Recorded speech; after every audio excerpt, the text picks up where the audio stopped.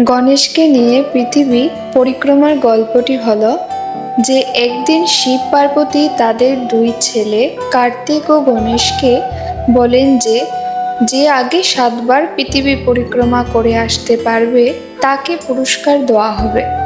কার্তিক তৎক্ষণাৎ তার বাহন ময়ূরে চড়ে পৃথিবী পরিক্রমার জন্য বেরিয়ে পড়েন, কিন্তু গণেশ তার বুদ্ধি দিয়ে পিতামাতাকে প্রদক্ষিণ করে দেখিয়ে দেন যে তার মাতা পিতাই তার কাছে পৃথিবী স্বরূপ এবং তাদের প্রদক্ষিণ করা মানে পুরো পৃথিবী পরিক্রমা করা।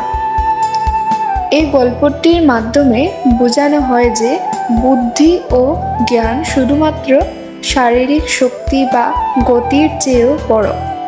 গুরুজন ও পিতামাতার প্রতি সম্মান ও ভক্তি দেখানো হলো সবচেয়ে বড় পুণ্য।